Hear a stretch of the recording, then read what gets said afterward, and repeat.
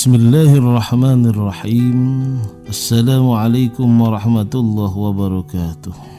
Kita panjatkan puja dan puji serta syukur kita kepada Allah Subhanahu wa ta'ala.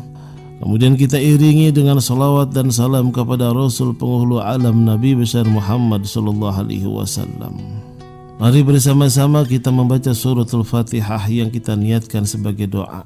Ya Allah, berilah hamba keselamatan, kebahagiaan, kesuksesan dunia dan akhirat. Jadikanlah keluarga hamba keluarga yang sakinah, mawaddah, warahmah. Berikanlah kepada hamba ya Allah anak-anak yang soleh dan solihah, yang berbakti kepada kedua orang tuanya, taat kepada Allah dan Rasulnya. Jadikanlah rizki hamba rizki yang halal, yang banyak, yang penuh dengan berkah.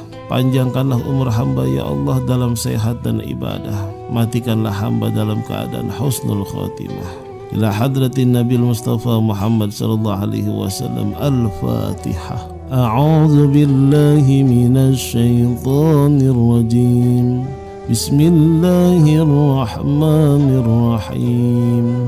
Alhamdulillahi rabbil alamin. Ar-Rahmanir Rahim. Maliki yaumiddin. Iyyaka na'budu wa iyyaka nasta'in. Ihdinas siratal mustaqim. Siratal ladzina an'amta 'alaihim ghairil maghdubi 'alaihim waladdallin. Amin ya mujibas sa'ilin. Bismillahirrahmanirrahim. Mungkin karena banyaknya pertanyaan tentang mengenai sholat yang khusyuk. Bagaimana sih Ustadz saya supaya mengerjakan sholat dengan khusyuk? Ustadz saya sebagai pembantu rumah tangga, asisten rumah tangga, pekerja swasta, wira swasta, ingin sholat supaya khusyuk, caranya bagaimana Pak Ustadz? Ini pertanyaan yang sering kita temukan. Atau ada bahasanya kita mungkin pernah mendengar kecopetan, ya. Ini keterkaitan dengan masalah khusyuk dalam sholat. Kecopetan. Kalau kita mendengar kata-kata copet, berarti ada sesuatu barang yang diambil dengan sedikit maksa. Ada sesuatu barang kita yang diambil dengan paksa. Tapi ada pula bukan hanya kecopetan barang, tapi kecopetan dalam sholat. Jadi kecopetan adalah salah satu kejadian yang tidak mengenakan, yang barangkali pernah kita alami. Akibatnya kita bisa sedih berhari-hari karena kecopetan tersebut. Apalagi bila benda yang dicopet adalah sesuatu yang berharga, handphone, perhiasan, dan lain sebagainya. Namun yang tidak wajar adalah manakala kita kecopetan sesuatu yang lebih berharga dibandingkan dengan perhiasan, handphone, atau apa saja yang melekat pada tubuh kita. Kecopetan itu tidak seberapa berharga dibandingkan kita mengalami kecopetan dalam sholat. Mungkin kita baru mendengar nih, kecopetan dalam sholat. Siapa yang pencopet dalam sholat tersebut? Nah ini. Namun sebaliknya, perasaan yang realita, kenyataannya, kalau kita dicopet, handphone kita, perhiasan kita dicopet, itu gelisah luar biasa. Tapi kalau sholat kita dicopet, itu kita biasa-biasa saja. Kenapa demikian? Karena kita nggak mengambil peduli. Ternyata sholat itu sobatku sangat penting. Jangan sampai dicopet. Siapa sih yang nyopet sholat? Yang nyopet sholat adalah syaitan.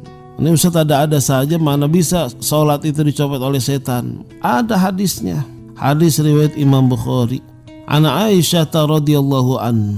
Sa'altu Rasulullah sallallahu alaihi wasallam 'anil tifati fi shalah.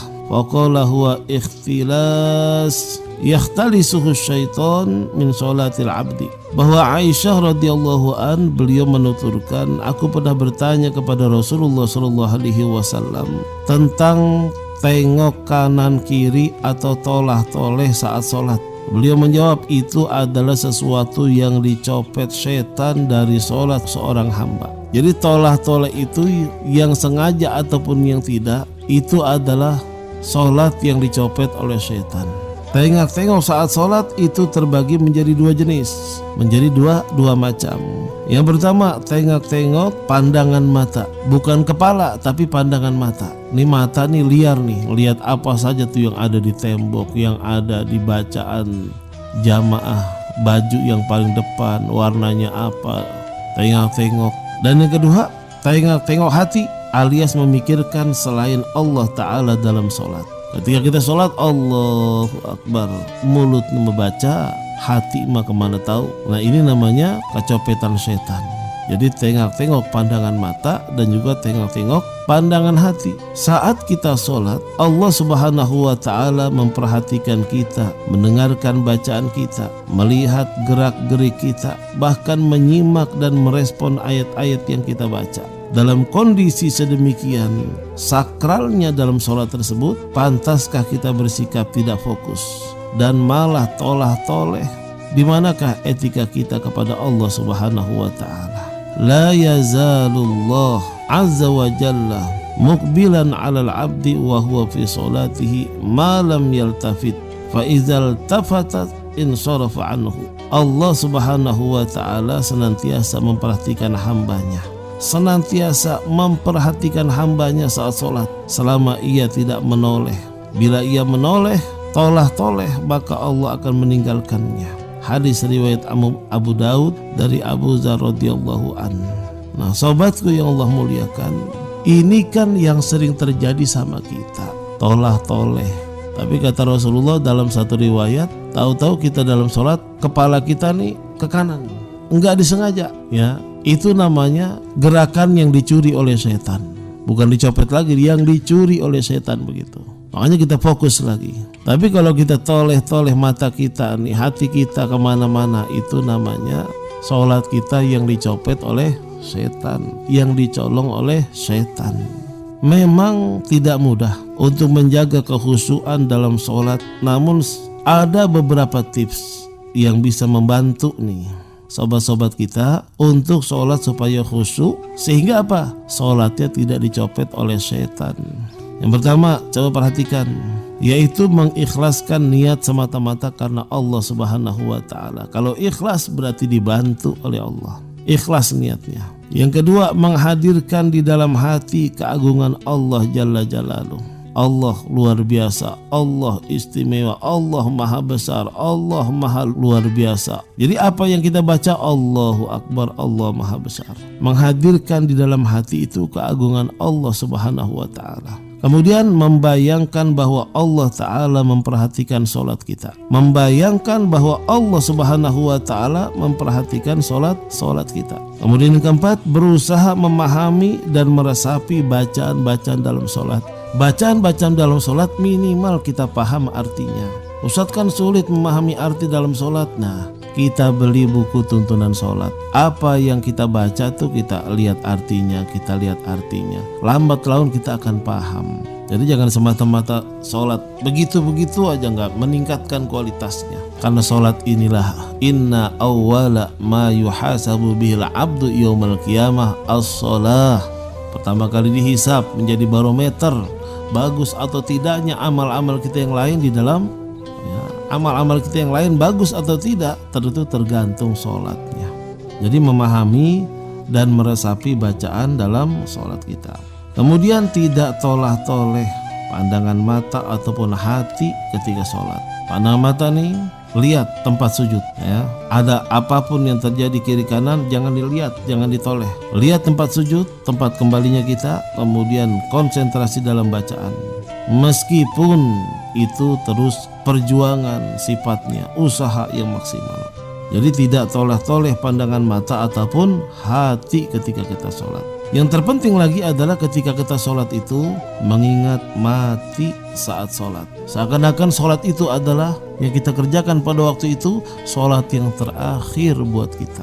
Kata Rasulullah SAW, beliau bersabda memberikan nasihat, uzkuril maut fi sholatik fa innar rajula idza dzakaral maut fi sholatihi lahariyin ayyuhsina sholatah wa sholli sholata rajulin la yazunnu ayyusalliya sholata ghairaha wa iyyaka wa kulla amrin yu'tadzar minhu. Yang artinya ingatlah, uzkuril maut, ingatlah mati dalam sholatmu. uzkuril mauta fi sholatik. Seseorang jika mengingat mati, sesungguhnya ia akan lebih mudah meningkatkan kualitas sholatnya. Laksanakanlah sholat seakan itu adalah sholat terakhirmu. Jauhilah hal-hal yang akan mengakibatkanmu menyesal. Ini hadis Rasulullah SAW riwayat Imam Ad-Dailami. Sobatku yang Allah muliakan, jadi keterkaitan dengan sholat ini, ada yang maling sholat kita. Di antaranya ini rakaat keberapa nih? Rakaat kedua apa ketiga? Kata Rasulullah, ambil rakaat yang paling sedikit. Jangan kita kurang-kurangi dalam sholat. Jangan kita mencuri rakaat dalam sholat. Ada pencopet dalam sholat, yaitu syaitan.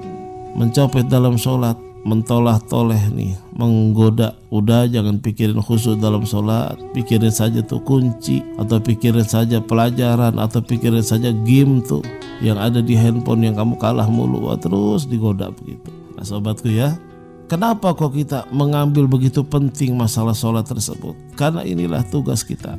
Tugas satu-satunya untuk kita hidup di dunia adalah menyembah Allah. Di antara menyembah Allah salah satunya mengerjakan sholat. Ada sholat 5 waktu, 17 rakaat. Ada sholat nawafil, sholat rawatib, 12 rakaat yang mengiringi setiap sholat sunnah, sholat fardu. Ada sholat sunnah-sunnah yang lainnya. Masya Allah, tanpa terasa sobatku ya. Jadi jelas, mudah-mudahan gak ada yang bertanya lagi tentang bagaimana khusyuknya sholatnya. Terus nih, apa yang kita sudah sampaikan, yang kita sudah dengarkan sekarang, itu kita amalkan. Mudah-mudahan kualitas sholat kita mendapat kredit poin yang terus bertambah dari Allah Subhanahu wa Ta'ala. Sehingga nanti ketika diperiksa, sholat kita menjadi sholat yang sempurna. Sholat kita menjadi sholat yang sempurna. Rabbana ja'alna muqimas shalah wa min dzurriyyatina Rabbana wa taqabbal du'a.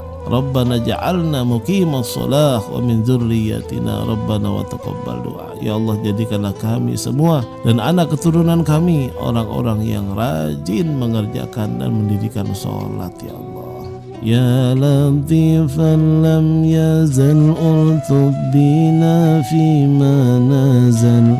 إنك لطيف لم تزل ألطف بنا والمسلمين يا أمان الخائفين آمنا مما نخاف يا أمان الخائفين نجنا مما نخاف يا أمان الخائفين سلمنا مما نخاف ربنا آتنا في الدنيا حسنة وفي الآخرة حسنة وقنا عذاب النار وصلى الله على سيدنا محمد وآله وصحبه وسلم والحمد لله رب العالمين سبحانك اللهم وبحمدك أشهد أن لا إله إلا أنت نستغفرك ونتوب إليك.